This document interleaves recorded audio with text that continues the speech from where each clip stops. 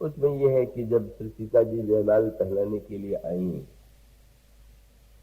तो भगवान राम के सामने समस्या ये आ गई कि वो रघुवंशी होकर के सिर कैसे झुकावे। मैं थोड़ा सुनता हूं तो मेरा मन खिन्न होता है। श्री राम को इस रूप में देखना कि वो रघुवंशी है तो सिर कैसे झुकावे, और फिर सिर झुकवाने के लिए जैसी वक्ता लोग परिकल्पना करते हैं, उस कविता में भी वही गाया गया था, तो झुकने को तैयार ही नहीं थे। तो फिर वो लक्ष्मण जी ने उपाय निकाला। उसमें तो और विस्तार था कि लक्ष्मण जी को सीता जी ने संकेत किया। ये सारी यानी एक अनावश्यक कल्पना। और तब लक्ष्मण जी ने उपाय ये निकाला कि प्रभु के चरणों में गिर पड़े और कहा रक्षा कीजिए, रक्षा कीजिए। और प्रभु ने जो लक्ष्मण को उठाने के लिए सिर झुकाया तो सीता जी ने गले में माला डाल दिया। अब वो जो भावुक थे बड़े गदगद हो रहे थे वो देख के। और अब भी जब वक्ता लोग कहते हैं तो श्रोता गदगद होते हैं, पर मैं थोड़ा सा खिन्न हो जाता हूं। मुझे बिल्कुल अच्छा नहीं लगता कि ये विवाह का जो श्री राम क्या हुए जैसे अहंकारियों का, अहंकारी किसी के सामने कैसे कैसे सिर झुकावे, कैसी धृष्ट कल्पना है। मैं निंदा के लिए नहीं कह रहा हूं। उसका अर्थ है कि हम लोग कभी कभी अपने को ही श्री राम में देखने लग जाते हैं। हम समझते हैं झुकना, और वो भी स्त्री के सामने झुकना, एक मिथ्या संस्कार है कि वो तो पुरुष तो श्रेष्ठ ही है। तो वो तो बहुत बड़ा अनर्थ है। वस्तुतः है भगवान राम और श्री सीता को इस दृष्टि से देख करके तो हम वो कौतुक के लिए बस का, जैसे आपको सुन के भी हंसी आ गई है, सुन करके हंसी तो किसी को भी आ जाएगी, लेकिन उस हंसी के द्वारा हमारे अंतःकरण में वो भाव तो नहीं उत्पन्न होगा जो आना चाहिए। उसका अभिप्राय है कि धनुर्भंग, कल आपके सामने कहा गया था कि वो धनुष अहंकार का प्रतीक है, और प्रभु के द्वारा वो अहंकार का धनुष टूटा। और अहंकार का धनुष जिसके हाथ से टूटा वो इतना अहंकारी था कि जयमाल के लिए भी सिर झुकाना नहीं चाहता था। अब इस बुद्धिमत्ता के लिए मैं क्या कहूं। अब सोचिए, श्री राम वस्तुतः या गोस्वामी जी का तत्व तो बड़ा अनोखा है। ये धनुर्भंग कैसे होता है? धनुर्भंग माने अभिमान। भगवान राम और सीता जी के विवाह का तात्पर्य है हमारे बुद्धि की जड़ता दूर, ये अहिल्या का उद्धार है। और भगवान श्री राम के द्वारा पुष्प वाटिका में फूल चुने जाए, कि मानो सुमन जो है प्रभु के द्वारा ले लिया गया। और वहां पर भी जब सखियों ने देखा तो बड़ा दो मधुर संकेत किया। जनक नंदिनी सीता श्री राम को देख रही है और उनके अंतःकरण में एक व्याकुलता है, उत्कंठा भी है। तो सखियां जो वर्णन करती हैं उस वर्णन में भी उसकी मधुरता यह है कि वो वर्णन केवल शब्द नहीं, उसमें संकेत।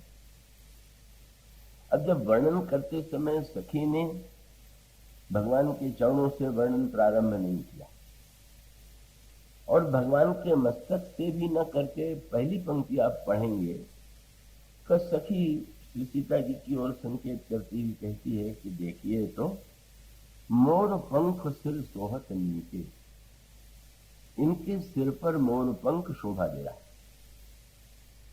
तो भगवान राम के सिर पर मोर पंख, और उसकी ओर जब सखी इंगित करती है, वो रामायण का एक ही प्रसंग है जहां प्रभु के सिर पर मोर पंख है और सखियां सबसे पहले उसी की ओर इंगित करती।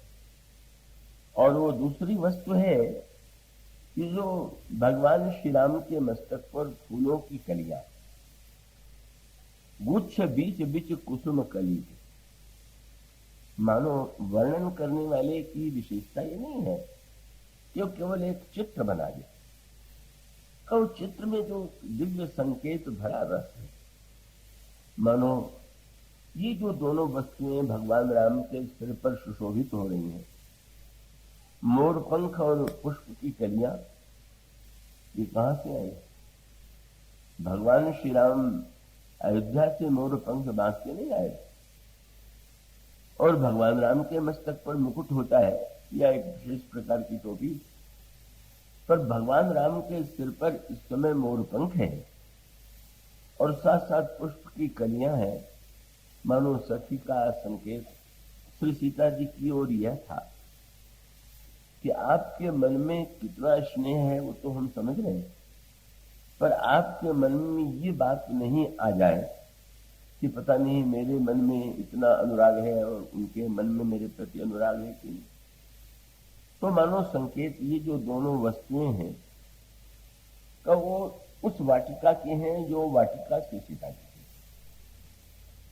और मानो संकेत है कि आपकी बात तो जाने दीजिए, वो तो आपके वाटिका के मोर का जो पंख है वो भी मस्तक पर धारण करते हैं। मानो संकेत ये है कि जब आपके पाले हुए मोर के पक्ष को सिर पर धारण करते हैं तो आपको कहां धारण करेंगे? आप जरा कल्पना तो कीजिए, कितना सम्मान देते हैं।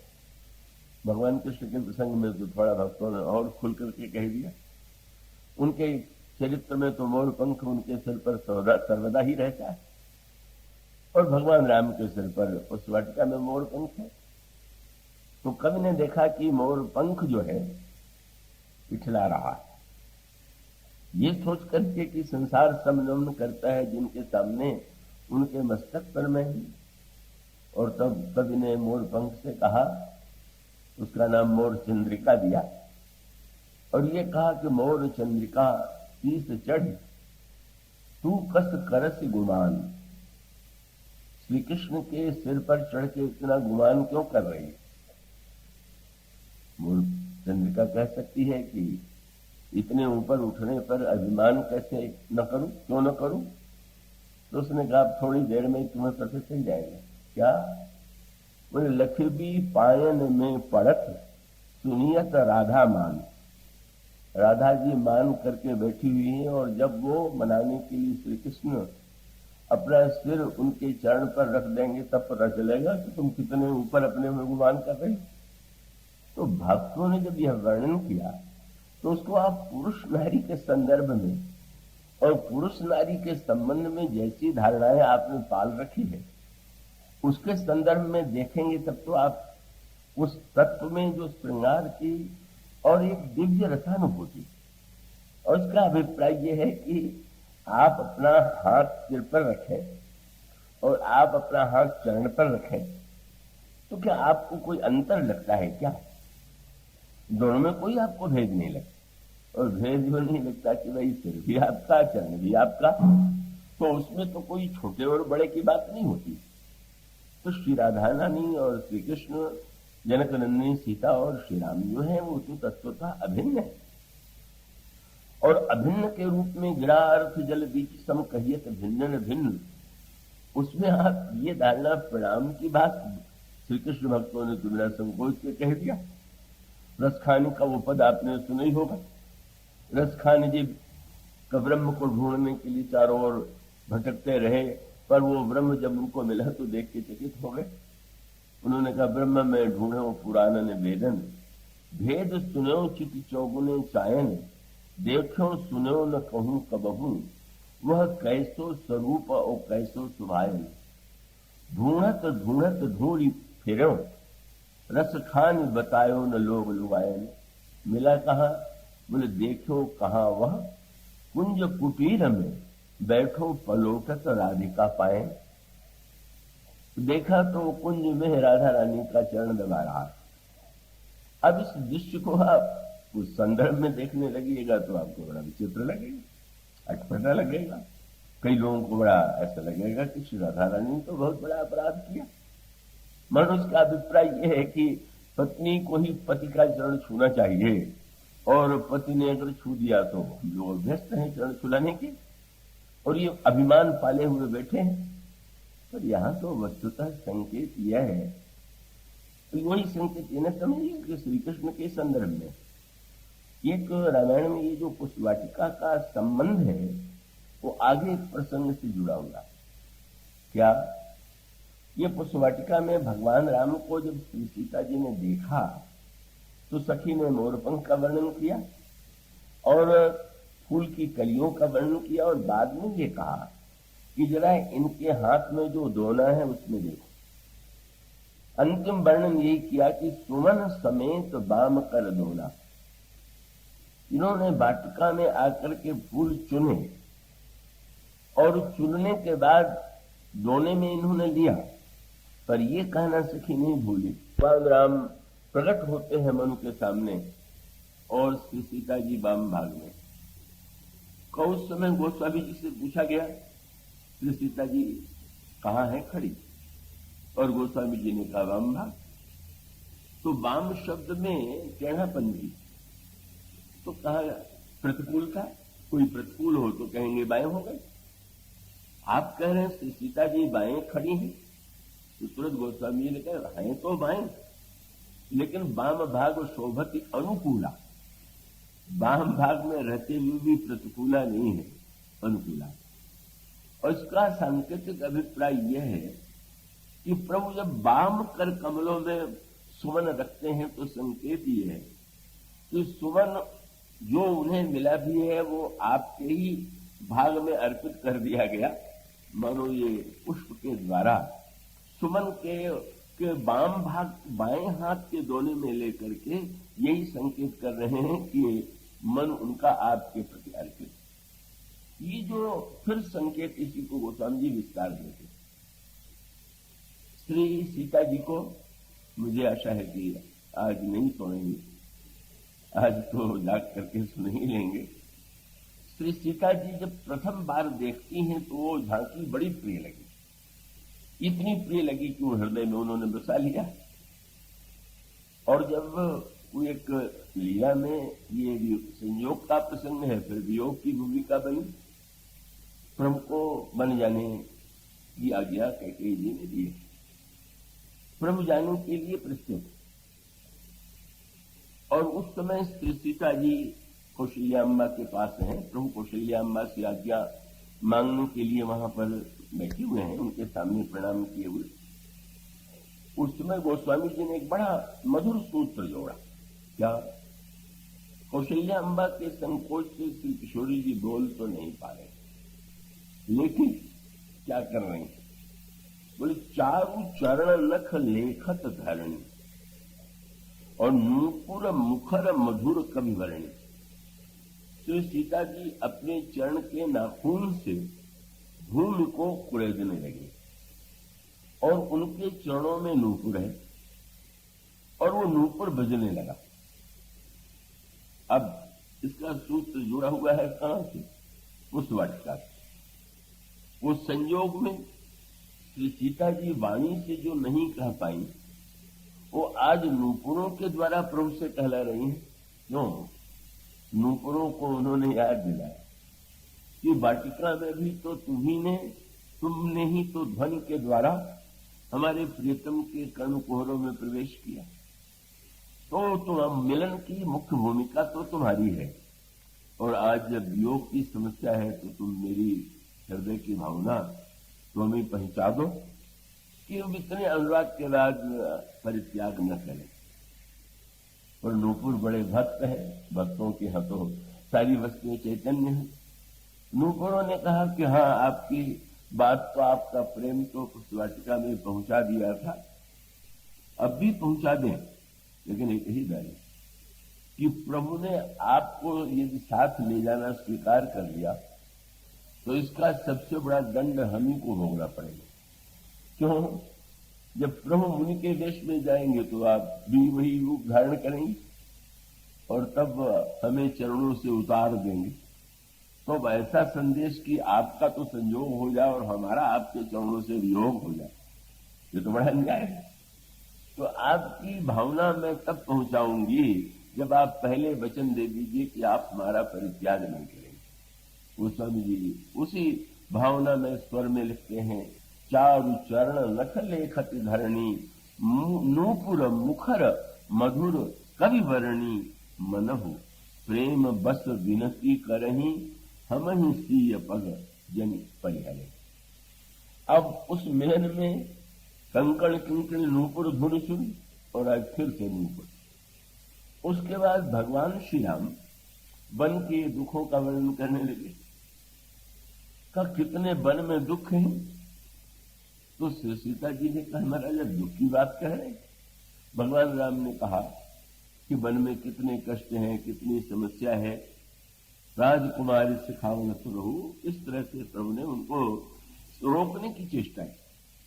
तो श्री सीता जी ने कहा महाराज वन में मुझे जितना सुख मिलेगा उतना सुख तो मुझे कभी नहीं मिला। क्या संकेत। और उन्होंने एक शब्द कहे, प्रभु ने कह दिया था कि जब तुम वनपथ में चलोगी तो तुम्हारे चरण इतने सुकुमार हैं कि तुम श्रमित हो जाओगे, थक जाओगे। तो श्री सीता जी ने प्रभु से पूछ दिया, नहीं नहीं महाराज मैं तो वन में चलूंगी ही और वहां मैं आपका दर्शन करूंगी।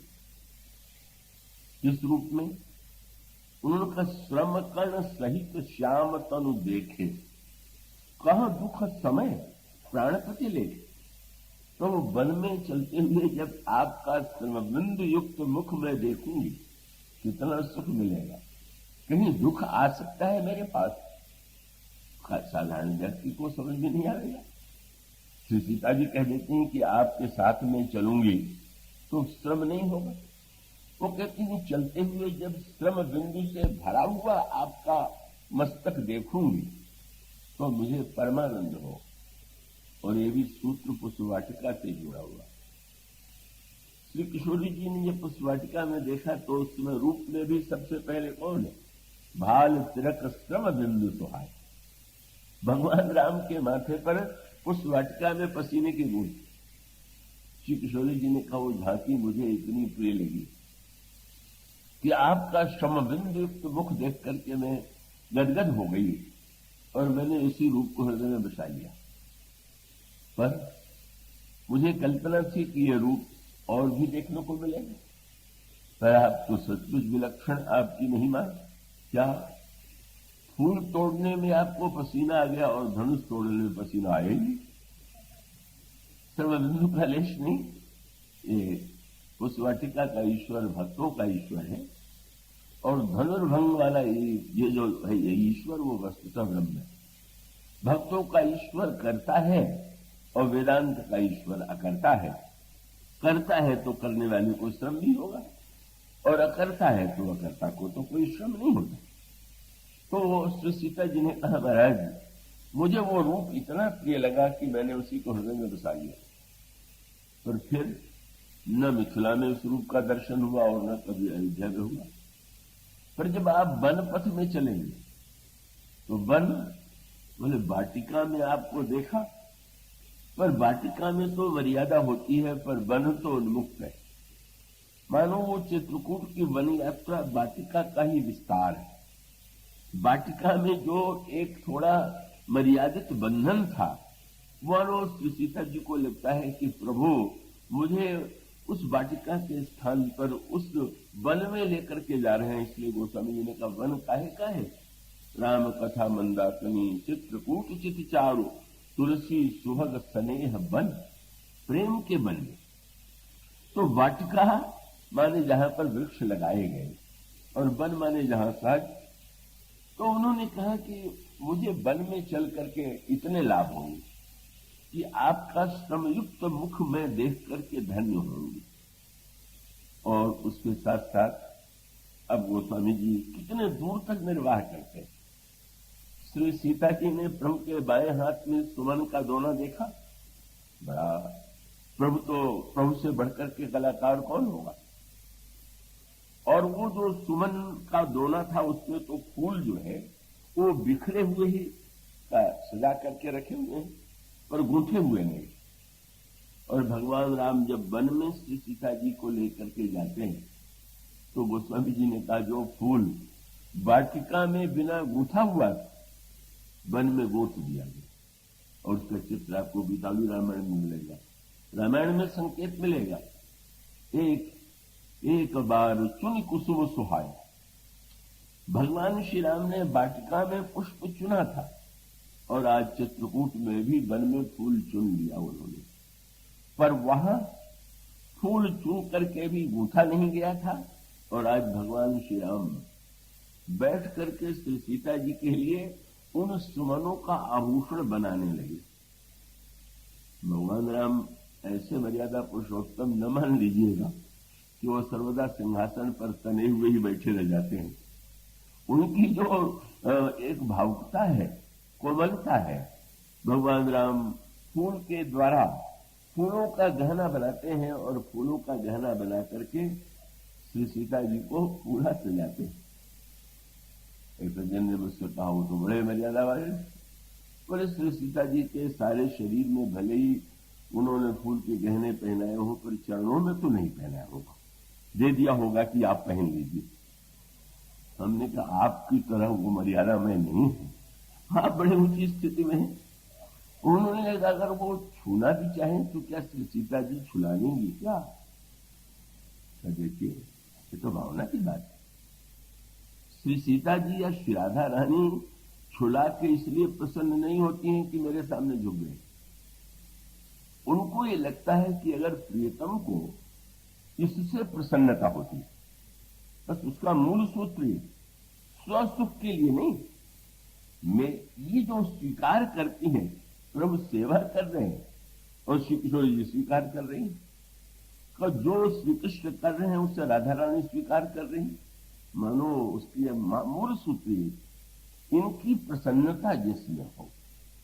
अगर यही करके ये प्रसन्न होते हैं तो क्यों आपत्ति होनी चाहिए? वो घटना आपने सुनी होगी कि द्वारिका में श्याम सुंदर की जो पत्नियां थी उनको आश्चर्य हुआ, ये गोपियों की और राधा के प्रेम की बड़ी चर्चा किया करते हैं। नारद जी से भी पूछा, हम तो नहीं जानते, और फिर क्यों न भगवान से पूछ लिया जाए।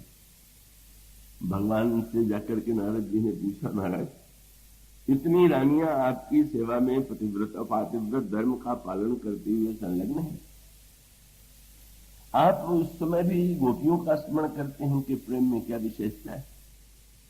श्याम सुंदर ने तुरंत कहा कि मेरे तो सिर में बड़ा दर्द हो रहा, पहले कोई दवा लाओ, फिर प्रश्न उत्तर बाद में करें। अब दवा कौन सी महाराज बताइए आप? तो उनका कोई भक्त अपने चरणों की धूल दे दे तो मेरे सिर की पीड़ा तुरंत दूर हो जाए। अब भगवान ने जब ये कहा तो नारद जी रुक्मिणी जी के पास गए, सत्यभामा जी के पास गए, श्याम सुंदर के सिर में दर्द है और दवा ये है कि अपने चरणों की धूल दे दीजिए। अरे ऐसा कर सकते हैं, हमारे पूज्य हैं, वंदनीय है, और चरण की धूल दूं ये अनर्थ मुझसे नहीं होगा। रानियों ने स्वीकार कर दिया। जिस भक्त से कहते थे वो यही कहता था कि हम अपने चरणों की धूल भगवान के सिर पर लगाएंगे, इतना बड़ा पाप हम करेंगे, अनर्थ करेंगे। नारद निराश होकर लौट आए। भगवान ने कहा कि दवा नहीं लाए? बोले मेरा कोई भक्त देने को प्रस्तुत ही नहीं। अरे तो तुम भी तो भक्त हो, तुम्हें अपने चरणों की धूल दे दो ना, घूम रहे हो दवा लेने के लिए। महाराज संसार के किसी भक्त ने जो नहीं किया ऐसा अपराध मैं करूंगा? तो श्याम सुंदर ने पूछ दिया कि ब्रज में गए कि नहीं गए? नहीं महाराज, वो तो गंवार गोपियां हैं, वो तो गंवार लोग तो और ज्यादा इन बातों पर विश्वास करते हैं, क्या जाना है? अरे जाकर के तो देखो। जब वो ब्रज में पहुंचे और गोपियों ने सुना कि सिर में पीड़ा है और दवा है कि कोई भक्त चरणों की धूल ले दे, तो सारे गोपियों ने इतनी धूल एकत्र की, जितनी धूल ले जाना हो ले जाइए। अरे किस संसार के किसी भक्त ने चरणों की धूल नहीं दिया? तुम्हें नहीं लगता कि कितना बड़ा अनर्थ है? गोपियों ने यही कहा कि ठीक है, अगर ये पाप है, अगर ये अपराध है, तो उसके बदले में हमको नरक में मिलेगा। लेकिन अगर हमारे नरक जाने से हमारे प्रियतम के सिर का दर्द दूर हो सकता है तो हमें वही स्वीकार है, हमें नहीं चाहिए कोई ऊंचा पद।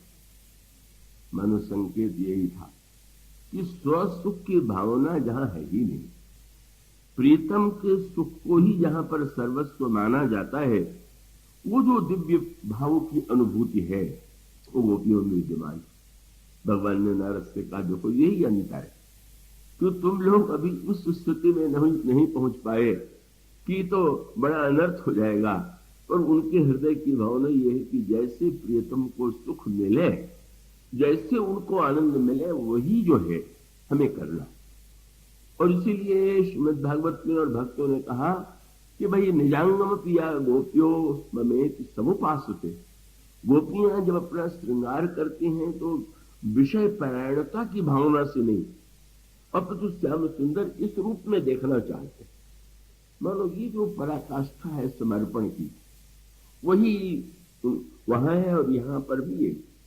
गोस्वामी जी ने स्वयं गीतावली रामायण में, गोस्वामी जी से बढ़कर के कोई मर्यादावादी लिखने वाला नहीं, पर गोस्वामी जी ने गीतावली रामायण में चित्र प्रस्तुत किया।